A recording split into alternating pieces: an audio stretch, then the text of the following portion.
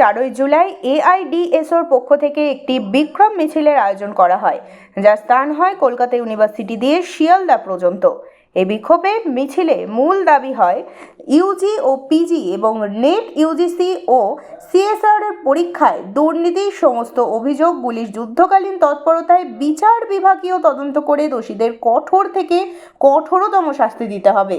NTA বাতিলের দাবিতে আজকে এই বিক্ষোভ মিছিল এআইডিসিও এর পক্ষ থেকে করা হয়।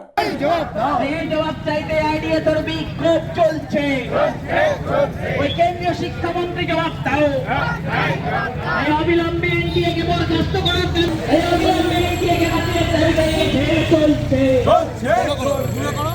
মোবাইল তো পুরো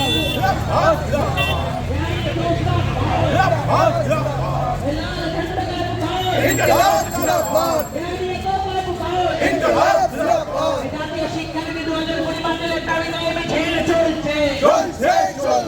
এনটিএকে বাতিলের দাবিতে বিক্ষোভ চলছে।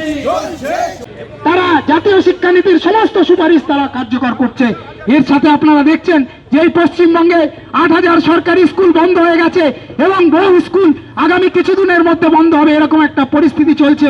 এর সঙ্গে ছাত্রদের পাঠ্য বই নেই। আমরা দেখতে পাচ্ছি উচ্চ মাধ্যমিক স্তরে সেমিস্টার প্রথা চালু করেছে, যার কোনো পরিকাঠামো নেই। এইভাবে আজকে সরকারি শিক্ষা ব্যবস্থাকে পুরোপুরি দুর্নীতি, অনিয়ম, বেনিয়ম এবং নানান ধরনের বিশৃঙ্খলা, কোনো সুস্পষ্ট নীতি নেই, এরকম একটা ভাবে সরকারি শিক্ষা ব্যবস্থা আজকে নষ্ট হচ্ছে। আজকে সারা ভারতবর্ষ জুড়ে যে শিক্ষা ক্ষেত্রে একটা চরম দুর্নীতি, অনিশ্চয়তা, অনিয়ম, বেনিয়ম যা কিছু হতে পারে সবকিছু আজকে শিক্ষা পরীক্ষার যত রকমের পরিকাঠামো, তার সব ফর্ম, মেথড সবকিছু পরিবর্তন করেছে। 34 লক্ষ ছাত্রছাত্রী জীবনের সঙ্গে ছিনিমিনি খেলেছে এনটিএ।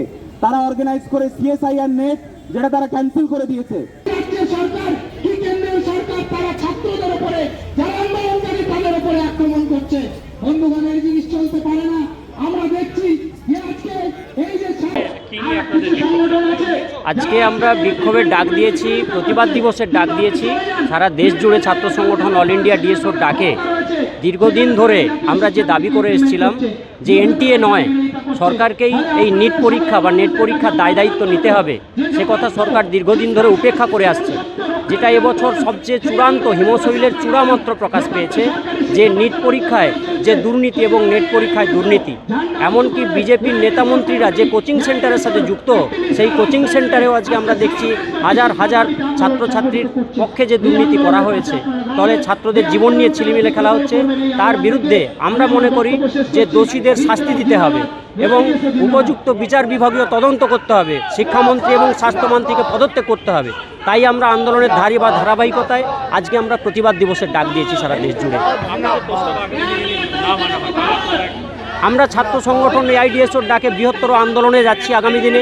কারণ আপনারা দেখেছেন যেদিন থেকে রেজাল্ট বেরিয়েছে দুর্নীতি হয়েছে, যেমন করে এই আন্দোলন হচ্ছে, ধারাবাহিকভাবে এই আন্দোলন তীব্র রূপ নিচ্ছে।